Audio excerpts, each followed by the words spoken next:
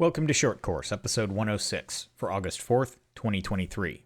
I'm your host, Ben Barry.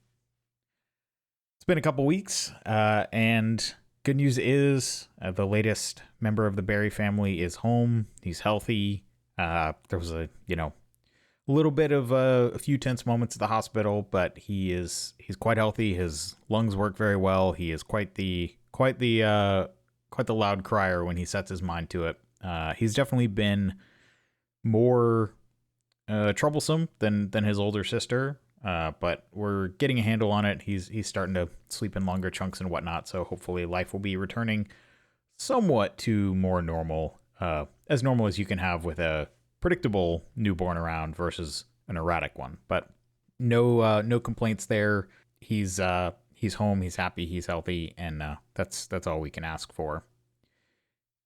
The election update is that the first round of the Area 6 election, of all the elections, is complete, and I have made the runoff. It is going to be me and Kyle Stevens in the runoff. Matt Hopkins was eliminated as the person who got the lowest vote total, but we're actually not that far apart.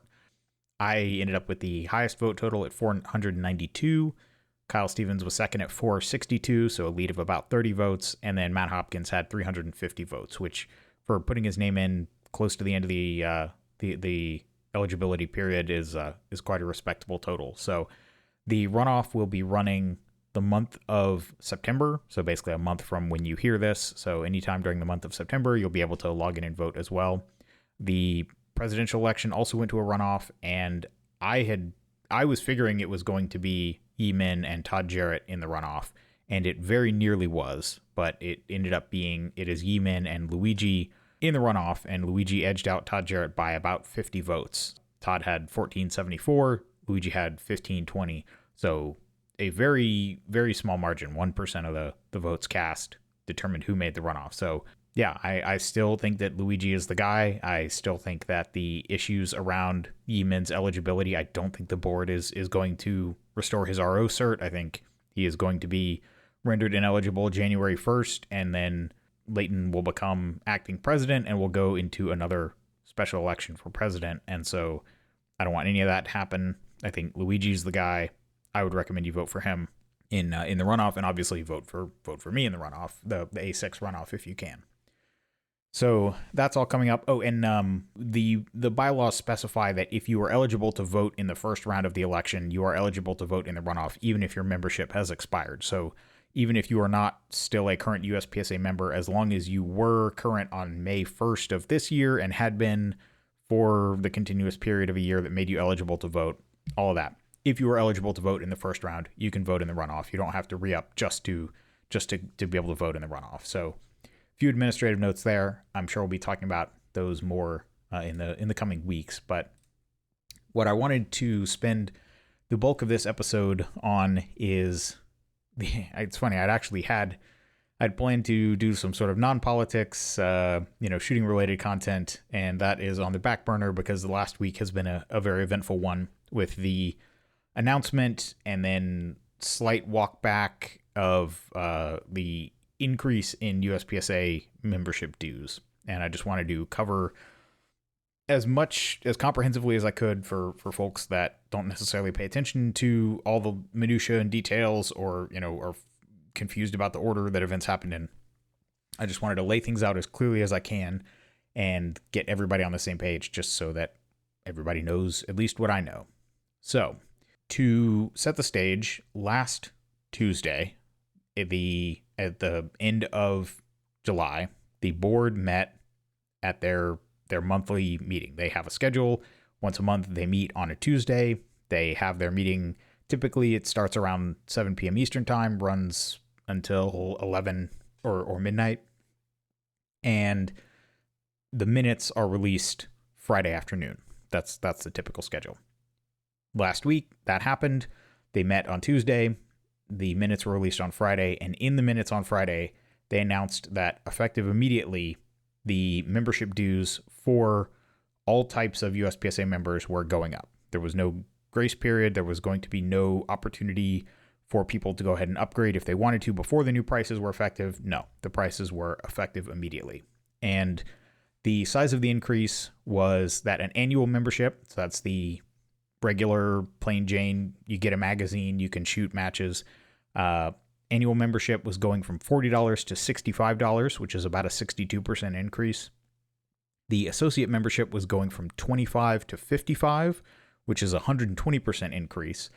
So the associate membership is the membership where you do not get a physical copy of the magazine. And I believe they also don't let you access the online copy of the magazine, which nominally this magazine is supposed to be the newsletter of the organization. So basically the idea of the cheaper associate membership is they're not paying the cost to physically deliver you a magazine, which, okay, fair enough, but why don't the associate members get the online access? And this is a point that I believe Dave Riddle from the Casual Shooters podcast, I think he was the one who brought it up to me in one of our conversations. And it's a good point. I don't, if we look at the magazine primarily as a revenue generating enterprise, then making people pay for it doesn't entirely make sense. But at the same time, if it is meant to be the newsletter, the way that announcements are made, even associate members, if we can give them access to that at zero cost, why not do that? Which the online membership would do, which I don't think it does. I might be wrong about that, but I'm pretty sure the associate membership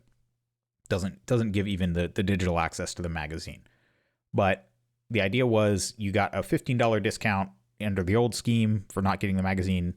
In the new scheme, the discount is $10, but basically otherwise the cost has risen commensurate with the increase in the cost of the annual membership, which is why the associate membership is the one that has jumped the most. It was a 120% increase. And then they've done away with any discount for the 3-year or 5-year membership. So basically there's no reason to pay ahead, where before there was a slight discount, something on the order of, I think, $5 a year. So you would basically pay like $35 a year instead of $40, something like that. And then lifetime memberships have been increased from $500 to $1,000, which is only obviously an increase of 100%. But because of the way the math works out, it moves the return on investment point of an annual membership versus lifetime. It used to be that an annual you would have to be a member for 12 years to get a break even on a lifetime membership, and now under the new pricing scheme you have to be a member for 15 years to break even. So it's slightly less worth it. The life membership is slightly less worth it, even though it hasn't gone up as much as the annual membership, just because of the way the numbers work out. But the upshot is that was announced in the minutes. It was already enabled on the website. Anybody who went to go renew would only see the new pricing. And this was not entirely a surprise. People have been talking about rumors of the membership dues going up. And I figured it probably would happen at some point, but the idea that it would be rolled out with no warning and no opportunity for the members to upgrade if they chose to, that was a real surprise to me. And the reason that dues would go up is USPSA is losing money. We don't know exactly how much, because financials for last year, 2022, have not yet been released, and we'll talk about that in a minute. But nobody really disputes the fact that the organization is burning up its reserves. We have something like $2.5 million, $3 million, depending on where you look and how you count it, in reserves as of 2021. Right, those numbers are from the 2021 financial statements, but we have yet to see any of the 2022 financial statements. And the two main documents in that case, the first one is the IRS Form 990, which is basically the income tax return for USPSA as a tax-exempt organization. So we still have to do some basic reporting of here's how much we took in, here's how much we spent, and what's of interest to the members in a lot of cases we're also required to report the salaries of the highest paid employees of the organization. So typically this would be, the CEO, the CFO, the various C-level executives. And in the past, that's how we've known, for example, we've been able to see how Mike Foley was brought in at $100,000 salary and within a few years was up to $150,000, and see that kind of have that accountability, because without the government mandated release of that information, we actually wouldn't know any of that. USPSA does not disclose salaries beyond what is in the financial statements, which is the second document we'll get to. But even those are at a very high level. It's basically there's one number for all the salaries of all the employees, which obviously doesn't really tell you, it doesn't let you sort of evaluate who is getting paid what, and if we as the membership think that they are earning what they're worth. So the first document from 2022 that we have yet to see is the IRS Form 990, which in the past it was submitted to the IRS, and one of the boxes you check is, as a part of submitting this, you have to tell the IRS, hey, this is how it is available to the membership, and the box has been checked that it's posted on the website. And the 990s going back to, I think, 2017 are on the website, but the 2022 one is not there. In addition, every year we engage with an accounting firm to either review or audit our financials. And my understanding, as not a financial person, is that a review is basically we send them a bunch of financial documents, they look over them and just look for sort of any glaring errors in what we've submitted. An audit is obviously more in depth, where they will actually follow up and ask for documentation of certain things. They'll spot check things. They'll actually be a little bit more invasive, where review is sort of more passive. It's just looking at the documentation and making sure from what was provided, everything adds up. And the way that USPSA does this is we do a review. We basically have our financial documents reviewed every year, and every third year is an audit. And 2022 happened to be an audit year. And so there is an audit report from the independent accountant about our audited financials. That report is, as far as I know, written. The board has it.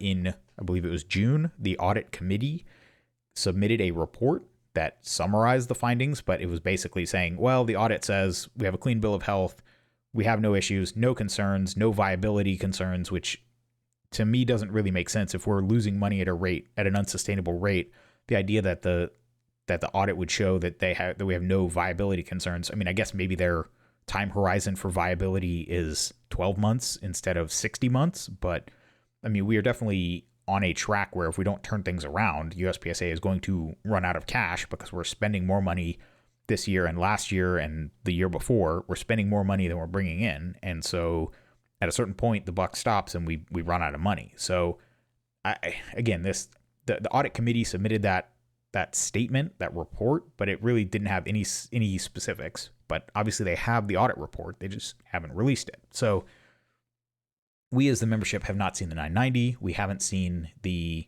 audit report. And critically, the third other document that I think would be interesting to see is at this board meeting that happened last Tuesday, as you can see in the minutes and from the agenda, the fee structure committee made their report. And these reports typically have a written component, which is meant to be included with the minutes. And then they sort of make a summary, make a presentation to the board, and if some action is needed, then a vote is taken. And the fee structure committee, as it stands right now, it is chaired by Donna Webb, the managing director, and the members of the committee are Area 7, Frank Rizzi, Lee Cabana, the previous Area 7, and recently added a few months ago was Jake Martins. So the four of them are the fee structure committee. From what I have heard through the grapevine, the fee structure committee made some recommendations that did include non-trivial raises. We're not talking $5 here or there. They were significant raises, but they were to be phased in over a period of time. I don't know if it was months or years, but what I have heard is that the fee structure committee made a certain recommendation, and what was actually voted on in the meeting after the fee structure committee made their report was not really in line with what they had recommended. So I think the third thing that would be interesting to see alongside this announcement would be the committee report from that committee. We haven't seen that. So all we got was this in the minutes. It was saying, this is what's voted on. Here are the new rates. Here's when it's effective. And then there was a sort of bland corporate speak statement about, we need to raise the dues because of inflation. But we also need to raise the dues because dues haven't been raised in 20 years. And to me, it doesn't seem like you can have it both ways. It's either one or the other, but they kind of tried to claim both. And then the statement also, said, oh, don't worry. We use every dollar judiciously, which is, I mean, it's kind of an empty statement. show me the documentation. But until I see that, as long as I hear that we are losing hundreds of thousands of dollars a year against our $2 to $3 million reserves, I don't know that I believe that. So what ended up happening, this announcement comes out Friday afternoon with no sort of financial transparency. All of these documents, the 990, the audit report, the fee structure committee report, none of these have been released. We just get told, hey, here's the changes, and sort of this bland corporate announcement statement. And things kind of blew up. Obviously, this was right before the weekend. A lot of people, have time on the weekend. There was a lot of discussion online, and I partook in that to some degree, but it felt like everything was kind of said and done. It seemed like the board had made this decision. There was really nothing to do about it. I was vocally opposed to it, but it didn't seem like there was anything that could be done. But then I heard also through the grapevine that there was an additional meeting that had been scheduled for Wednesday of this week, so 8 days after the original meeting.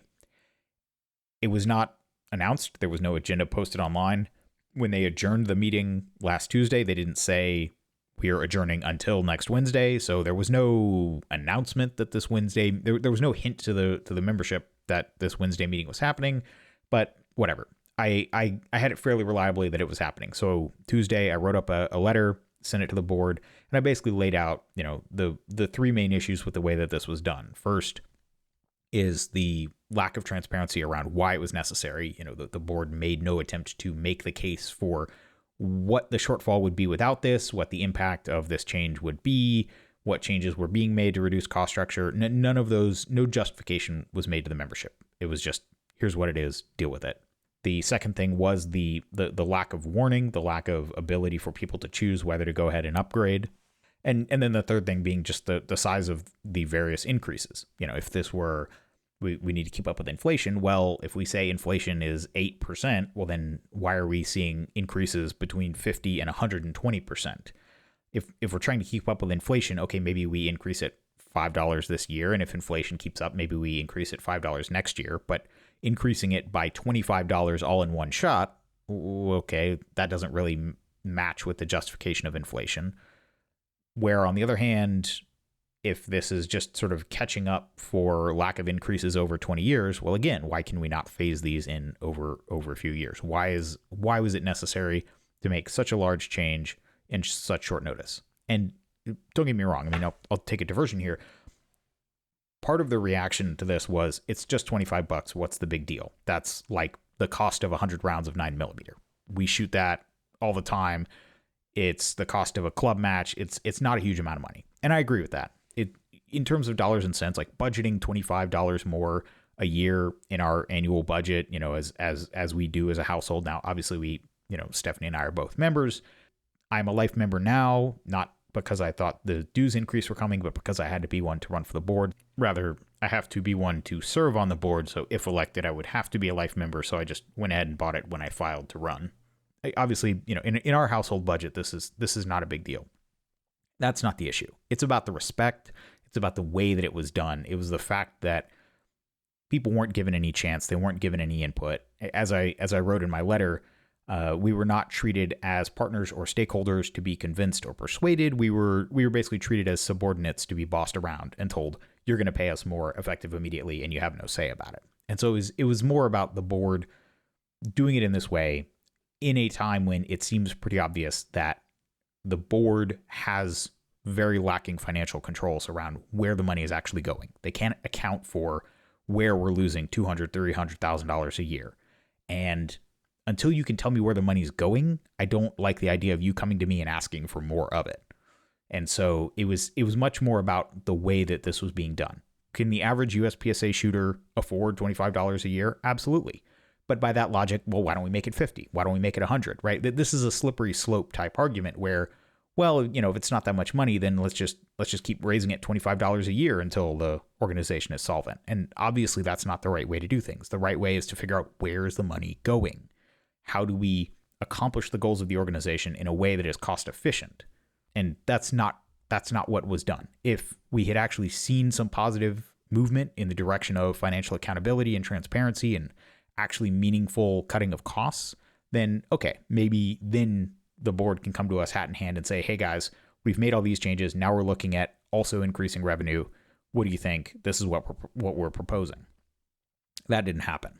Instead, the cost cutting measures that we have seen are things like getting rid of the physical office, which it seems like, we vacated it and we've been looking to sublease it to someone. I don't know exactly if we have found someone to sublease it or not, but at least for a few months after we abandoned the office and moved everything out, we were still paying for it. And so even though we gave up the office, we haven't necessarily realized a huge amount of savings from that. And honestly, other than that, I don't know of any meaningful cost saving measures that I'm aware of.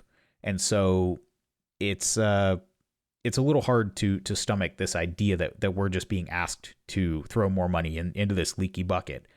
Again, is $25 that much? No, but it's the principle of the thing. And that's what I thought was worth drawing out and worth writing the letter to the board about. And I posted it on my blog and shared it with, on social media so people could see, as someone running for the board, this is my stance. This is the way I look at this issue. And the letter was phrased in terms of, I have heard you guys are having another meeting. Here are the things that I think you should do. And so I basically laid out four steps. First was immediately roll back the increase and restore the pricing to before the vote was taken. Second, release the financials, the three documents I mentioned earlier, the 2022 Form 990, the audit report, and the report from the fee structure committee of what their research showed would actually be a reasonable increase or pattern of increases.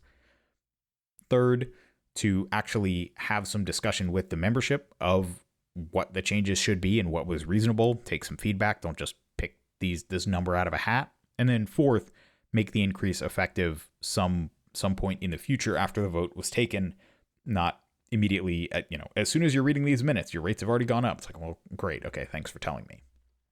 So I basically wrote this letter. I laid out those issues and then encouraged the board to take those four actions. What was announced. So I submitted that Tuesday. The meeting was Wednesday. And what they announced late Wednesday, like 11 p.m. Eastern, was they had met and they had waived confidentiality about the meeting so that they could get the vote and the changes they had authorized. They could go ahead and announce those, because otherwise the way the bylaws are written, no one on the board is allowed to discuss anything that happened in the meeting until the minutes are released, which is typically Friday afternoon. So they wanted to waive confidentiality so that they could discuss what had happened. This had only been done once before recently at the meeting where limited optics was voted on, with the purpose of being able to let the membership know that, hey, limited optics is a thing. So this is only the second time in recent memory that confidentiality has been waived. There's some discussion about why is it not waived at every meeting. As far as I understand it, the case against waiving it is basically people can tell whatever they want before the minutes are released, and nobody knows whether they're honest or not. But if you say stuff and then the minutes come out and they contradict what you said, well, then you're going to look like an idiot. So it's in your best interest to only say things that are actually substantiated by the minutes. So to me, it just looks like a smokescreen. It's just, another way for the board to kind of control the messaging and not allow individual board members to actually engage with their constituencies, but to try and, speak with this one voice of the board, which has been an ongoing issue for years. So to me, the whole confidentiality thing is an issue. I don't know why it's such a big deal and why maintaining it. I mean, listen, I will maintain it. If confidentiality is not waived on a board meeting that I am a party to, obviously I will follow it. I don't want to get kicked off the board for violating it. But at the same time, I would be in favor of waiving it where possible, or, revising the bylaws and all that. To me, the focus on it seems out of place for an organization where nominally we are working for the members.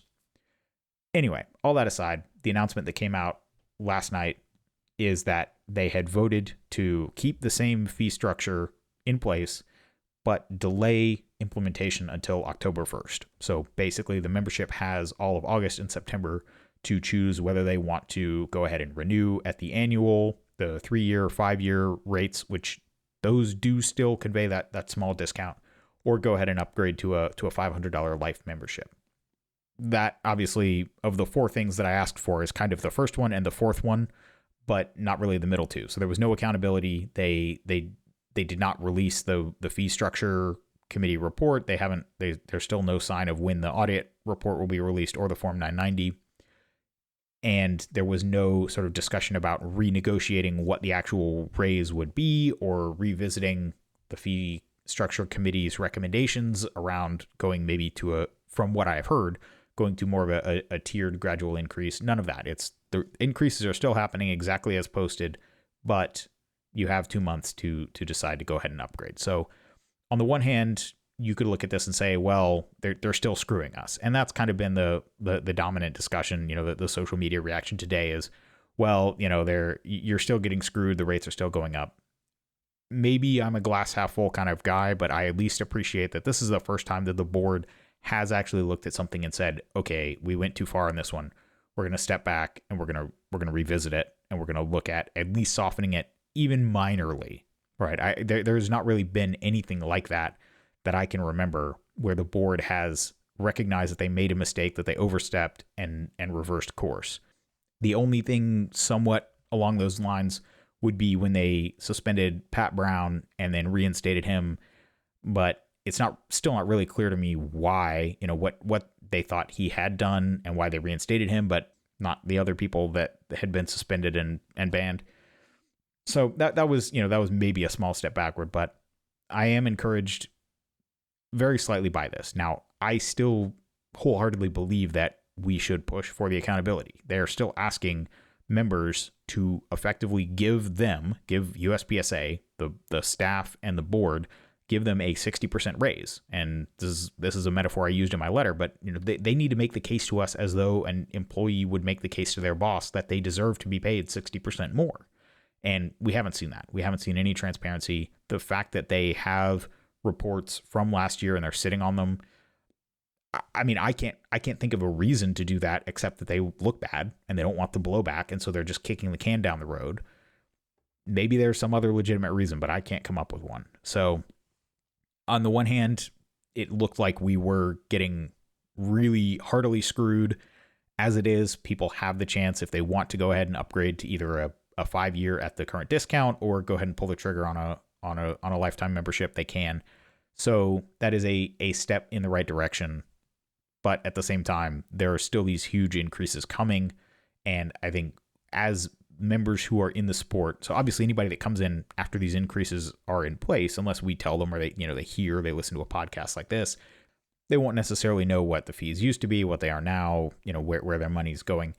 But I think it's up to us as the members to keep pushing on the board. And obviously, as someone who is pushing to literally get onto the board, we need to bring that attitude of transparency. I mean, I fully believe that the board and the staff and the employees of USPSA work for the members. They should not have anything to hide. It should not be anything in any expense report, in any financial document anywhere that the membership shouldn't be able to see, because we pay the bills. The members pay the bills through membership fees and through activity fees.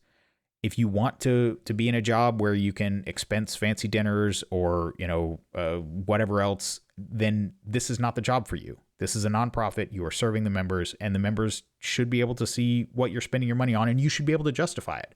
If you have some legitimate reason for staying in a fancy hotel instead of the Holiday Inn or whatever, okay, make that case. But to me, the idea that the members don't deserve to know where their money is going is just preposterous. And I think that is a cultural shift that will take a while to change. I don't know, how much influence I'll be able to have, but to me, the idea of any kind of non-financial transparency it doesn't make sense. It's not our money. It is the members' money, and the ones that want to go looking should be able to find all the detail that they want. And that's just the way I think it should be. But in summary, last Friday, it was announced that the fees were going up. This past Wednesday, it was announced that they were being delayed. They're still going up, but you have until October to upgrade. People have been asking me, what should they do? I'm sort of two minds. One is, if you look at what the new annual subscription will be, it's $65, and at that rate, a $500 lifetime membership, your break-even point will be 8 years. So if you think you'll be in the sport for 8 more years, go ahead and upgrade to the life membership. The flip side of that is, I see people saying they like retaining the ability on an annual membership to cancel their membership in protest. And if the organization turns around and it gets to a point where things are actually going well, then they actually are happy to pay a $65 fee for a functioning organization. And there's a point there, right? Every dollar saved by a member is a dollar less that the organization has. And to some degree, we want members who feel like they are so well served by the organization that they're happy to pay their membership. Now, I don't think most people feel that way now, but I do think that is a goal to aspire to. I think getting to a point where people are happy to pay a reasonable annual membership, and they're not necessarily looking to save the most money because they feel like they get their money's worth from their membership. I think that's a goal worth working towards. So I would say for the average member, I would say maybe, re-up at an annual or maybe a 3 or a 5 year. I don't know that I would definitely say it's a slam dunk. Hey, go ahead and upgrade to a life membership because, who knows? Maybe we won't be successful in turning things around and USPSA won't be worth shooting in a few years. Obviously, I hope that's not the case. I want to work so that it is worthwhile, but I can't predict the future, and who knows what'll happen. So I don't know that automatically upgrading to a life is a slam dunk, but it's also not a terrible idea. It is the cheapest that it will ever be, and that's up to you. But I just wanted to try and condense everything, all the information that I've gathered, everything I know from the past week of kind of being in the weeds of this, in one spot, so that anybody interested who hasn't been paying attention to every single back and forth moment could have a point of reference, have a set of common facts, and hopefully have somewhere to go from here in terms of everybody being on the same page about what happened and, to the best of my knowledge, why. Well, that wraps up this episode of Short Course. My email is ben@berryshooting.com. Talk to you next time.